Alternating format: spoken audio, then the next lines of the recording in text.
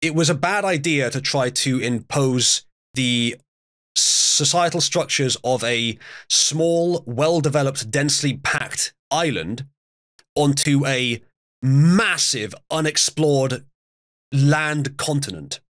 That was an unwise idea. It was never going to work. The US was always going to demand some level of independence. And there was I suppose, a mentality among the empire then to, if the subjugate complains, squeeze harder. And in many cases that worked and probably was a good idea, because the British Empire was quite successful, if you didn't know. But in the case of America, it was just like, they weren't savage retards. They were Englishmen and a few others. They had massive amounts of land, and it was obviously distant to reach. So they had all the factors on their side. It was basically always going to happen that the people in the US would demand more freedom. And freedom is the ideology that best matches what they had. Unprecedented, huge tracts of empty, unexplored and undeveloped land being colonized by the best and the brightest of the various, the best nations in the world. And specifically in those nations, those who were the most pioneering, those who were the most independent. It was always going to happen. The French, on the other hand, were just fucking simping. The British, we fought a battle. We fought with you, and like brothers bond through conflict, we ended up better friends. France was just being fucking simps. And maybe they were just butt mad because Britain colonized the majority of the US and they wanted large parts of it and they didn't get it. They were just butt mad. They wanted to support the French natives and make their culture more influential there. It didn't work because no one fucking likes the French. So that's how I see it. Like, Britain and the US, both valuable, both in different ways in the world today. And we've formed a bond through that conflict. And through the centuries of actually getting on pretty well since then, and fighting together as well since then. The disdain for Britain of 250 years ago is, you know, understandable for the meme and everything, but if we're being serious, it's an outdated paradigm, and these days the UK and the US fit together pretty well. Doesn't help the Brits practically left us alone for over a century before the lead up to the revolution.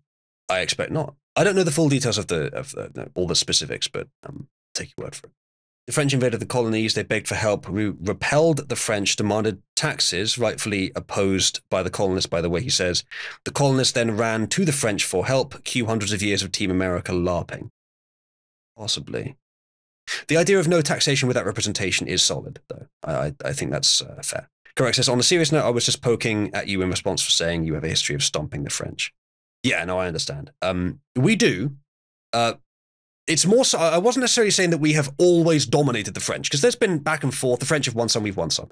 It's more so that, at least for the last few hundred years, we've had a tendency for bants with the French, and it's usually the British who have the upper hand in it. Or at the very least, we are perhaps more adapted to bants with the French than Americans are, because we live fucking next to them.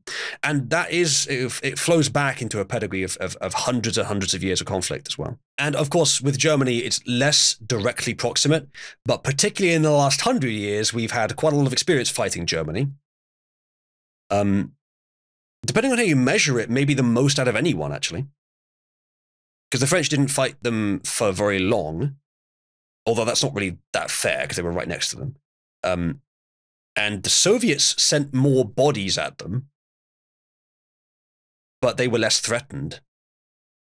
Not sure if that's true, actually. Maybe you could argue the Soviets had more experience fighting the Germans. They're a lot less proximate, though. Kieran, America being the top power is because it took the formula of European nations, tried a daring new strategy on top of it, this libertarian experiment, and had yes land to do it with. And that was a great start. But what really set it off is when they watched Europe going to war, in World War II particularly, and said, we don't want to help, but we will put you in debt for the next 80 years, Britain, which we paid back. But that made the 20th century the US century. again, like, don't underestimate the UK, Americans. The UK has, if you compare like to like, UK to US states, there's like, I think 2 US states, or maybe 3, or maybe just 1 actually, which have a higher GDP than the UK. Given its landmass, the UK pulls quite a long way above its weight, even compared to American states. And you have 50 to choose from. Most of them have a way less GDP than the UK does.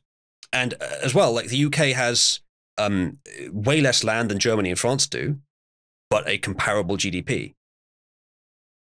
It may be the best optimized nation for landmass in the world. Probably not, because probably some like rare, silly exceptions like Monaco or something, but out of major countries, it might be the best. Kieran says, an entire continent having its factories, farmland, and population gutted does tend to leave a gap in the market. Yes, it does, doesn't it? And it was like, it's not your fault, America, that you didn't get involved. I understand the isolationist attitude. I advocate for it often these days. But it was fortuitous that you were not right next to Nazi Germany. And that did help you quite a lot. But hey, that's what happens. That's the benefit of exploring. You sometimes get better position.